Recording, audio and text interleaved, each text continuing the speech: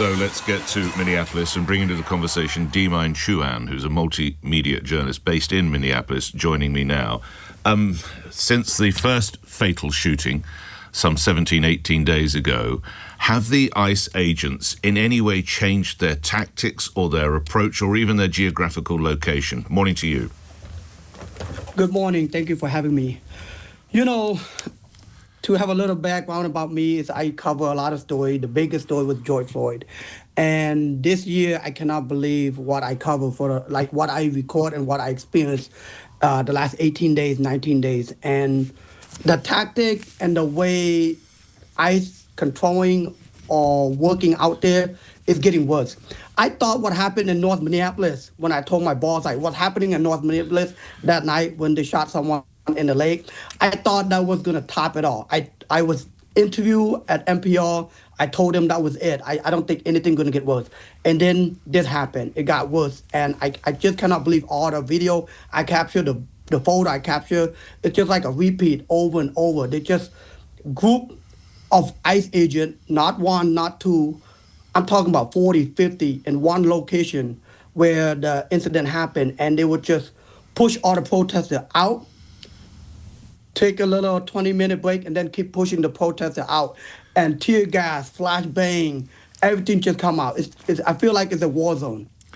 Obviously, it's the early hours of the morning for you now, Dimine, but what do you imagine the atmosphere will be like this morning later when day breaks? To be honest, right now in Minnesota, a few hours ago, it didn't stop. People protest. People went to a hotel near the University of Minnesota, and I don't know if it's the right hotel or not, but they smashed a lot of vandalism, a lot of stuff happening. I'm talking about 1 or 2 hours ago. People are not sleeping. People are protesting in Minnesota, and I just can't believe this. I just can't believe this happening in this state. How do you plan? How do you plan to cover the story tomorrow? Later today, I'm sorry. What are your plans for later today? You know, after talking to you, I will take a good night's sleep. I gotta wake up 9 in the morning, have a little quick meeting, and then I'm gonna go out there and capture the video like I did on Saturday. I just cannot believe what I saw, what I witnessed, and how aggressive they are. And I'm not picking any side. I'm a multimedia journalist. I always in the middle. People know that. But what I saw is that no police officers, especially Minneapolis police officer, was at that location after the shooting. I don't see them. And all lastly, I see was Dimine, when the agents go to local coffee shops or restaurants or gas stations or hotels, how do the people of the city, how do they treat them? You know what I saw on social media is not good. They don't like them. They yell at you, or they yell at ICE officer. They record the video. The ICE officer are not walking here, and I don't think ICE officer want to be here because it's cold. Minnesota is a cold weather. I live here for over 30 years. It's cold, and I know they all want to leave Minnesota. So I don't know why they're here, and I'm not picking any side, but I think they know that people in Minnesota do not like them here. All right, listen, you look after yourself. Thanks for your time today. Dimine Chuan, multimedia journalist, talking to us from Minneapolis, 12 after 7. Listening to that is Barry Donadio, former U.S. Secret Service officer in Washington. He joins us from Washington, D.C. You may recall we spoke with him earlier this month about the first of the shootings. Now, Barry was on the White House detailed to protect Presidents George W. Bush and Barack Obama. And perhaps I can start with the latter of those that you helped protect. Former President Obama says this is a wake-up call to every American and this is a tragedy. How are you seeing it, Barry? Good morning. Good morning. Thanks for having me, Nick. Yes, unfortunately, somebody died again. And this is because people are interjecting themselves into law enforcement operations, which are very emotionally charged.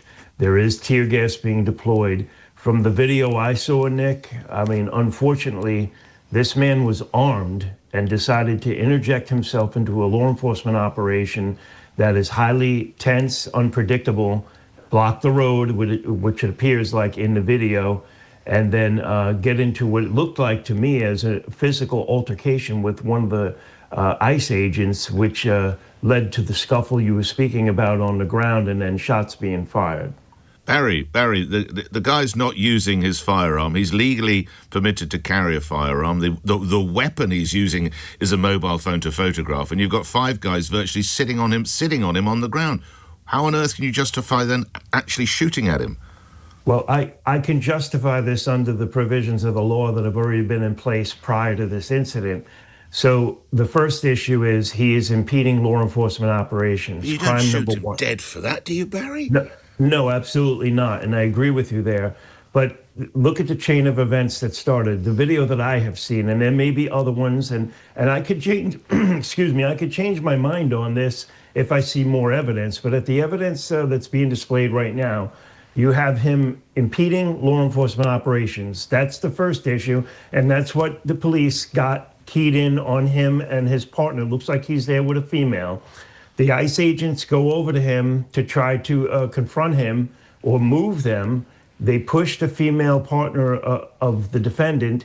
He seems to not have liked that, and he interjects himself into a physical altercation with the police while armed. But Barry, you've got him on the ground. You've got 5 operatives effectively sitting on him, and the other guy's taking his gun away. Well, I'm getting to that. He's disabled. Why now shoot him? He's certainly not disabled. With 5 men sitting on top of him? Can I pull a trigger with 5 people sitting on? He hasn't got the gun. He hasn't got the other guy's got the gun. To be honest, I agree with you partially. I can't tell in the video, to be honest with you. It's hard to see. Sure, I agree. Okay, until they really clear this video up, maybe with some kind of media filter that we could see it a little better, slow it down. And does he have a second gun is the question. I'm not certain of that either. What I am certain of, what I can see, is he does, in fact, assault a police officer. Or if nobody wants to consider the federal agents a police officer, they're a law enforcement officer. If you touch them, it is an assault. It is an assault on a police officer. All right, Barry, I have to leave it there for time reasons. I'm grateful for you staying up late or early into the morning to take the call. Barry Donadio, you're a former U.S. Secret Service officer. You're based in Washington, D.C. I'm just going to have to say on this occasion, Barry, there's no common ground between us whatsoever. You've got the guy, as I say, you've got him on the ground. You've got 4 to 5 people sitting on top of him. He's utterly disabled. And then you start shooting him. I just can't see it. We'll pick up on that.